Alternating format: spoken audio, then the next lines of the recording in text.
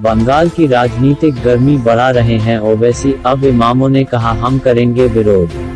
ममता बनर्जी द्वारा ओवैसी पर निशाना साधे जाने के बाद अब पश्चिम बंगाल इमाम एसोसिएशन ने कहा है कि वो राज्य में एमआईएम की राजनीतिक एंट्री का विरोध करेगा। एसोसिएशन ने आरोप लगाया है कि राज्य में ओवैसी की एंट्री सुनियोजित है।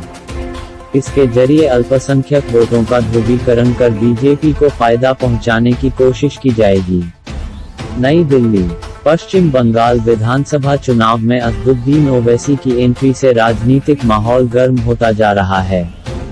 ममता बनर्जी द्वारा ओवैसी पर निशाना साधे जाने के बाद अब पश्चिम बंगाल इमाम एसोसिएशन ने कहा है कि वो राज्य में एमआईएम की राजनीतिक एंट्री का विरोध करेगा।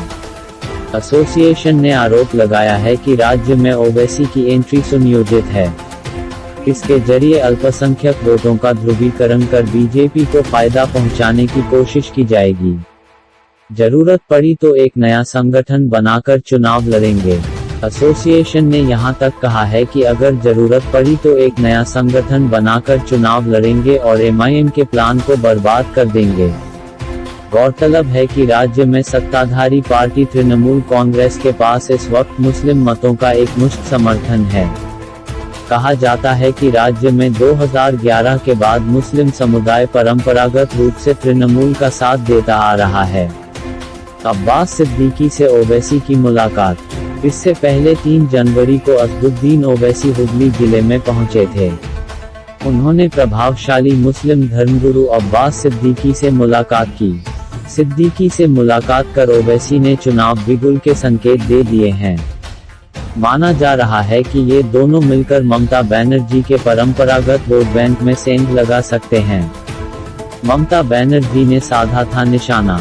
हालांकि राज्य में तृणमूल के अलावा सीपीएम की तरफ से भी आरोप लगाया जा चुका है ओवैसी के पीछे बीजेपी का समर्थन है।